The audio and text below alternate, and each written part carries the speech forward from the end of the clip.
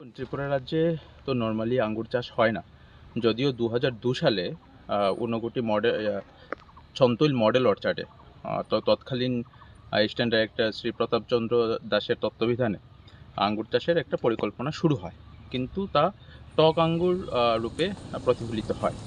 পরবর্তী সময়ে যখন ঊনকোটি কৃষি বিজ্ঞান কেন্দ্র আমরা ইনিশিয়েটিভ নেই 2024 সালে অগাস্ট মাস থেকে, তো আমরা ন্যাশনাল রিসার্চ সেন্টার ফর গ্র্যাপস পুনের সাথে কমিউনিকেট করে আমরা নর্মাল যেসব ভ্যারাইটি এখানে সুইটেবল হবে তার মধ্যে থেকে আমরা ভ্যারাইটি সিলেক্ট করি, সেই জাতগুলো আমরা ত্রিপুরা রাজ্যে নিয়ে আসি। তৎসঙ্গে নাবার্ড আমাদের সহযোগিতা করেছে, আর ন্যাশনাল ডাইরেক্টরেট অফ হর্টিকালচার আমাদের ফান্ডিং করেছেন।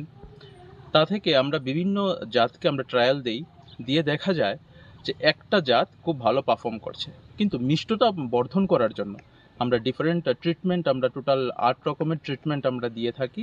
নিউট্রিশনাল ট্রিটমেন্ট, তারপর কিভাবে হরমোনাল ট্রিটমেন্টগুলো আমরা দিয়ে দেখা গেছে এখন একটা জাত ত্রিপুরা রাজ্যে সাকসেসফুলভাবে প্রাথমিকভাবে আমরা বলতে পারি যে সফলতা লাভ করেছে, এবং মিষ্টি আঙ্গুর আগামী দিনে কৃষকদের হাতে তুলে দেওয়া যাবে। বলা বাহুল্য, ত্রিপুরা রাজ্যে যা আঙ্গুর পাওয়া যায় সবই আঙ্গুর আমরা বহির্রাজ্য থেকে আমরা ত্রিপুরা রাজ্যে নিয়ে আসি, এবং সেই আঙ্গুরগুলো এক্সপোর্ট করার পর যে কোয়ালিটির আঙ্গুর থাকে সেই কোয়ালিটির আঙ্গুর ত্রিপুরা রাজ্যে আসে।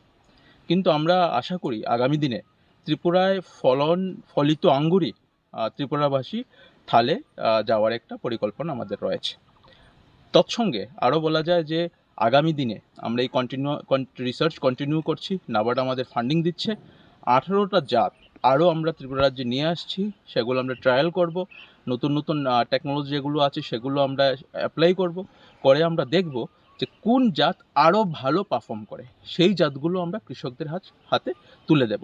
এই যে জাত আমরা দেখতে পাচ্ছি, এই জাত মধ্যে যে অ্যান্থোসায়ানিন কন্টেন্ট, যেটা অ্যান্টি কার্সিনোজেনিক, পৃথিবীতে যত আঙ্গুর আছে সেই আঙ্গুরের মধ্যে সবচেয়ে বেশি পরিমাণে অ্যান্থোসায়ানিন পাওয়া যায়। আরও বলা উচিত যে এই আঙ্গুর থেকে অ্যান্থোসায়ানিনের ক্যাপসুল তৈরি করা হয়, সেটা হলো মেডিসিনাল ভ্যালু।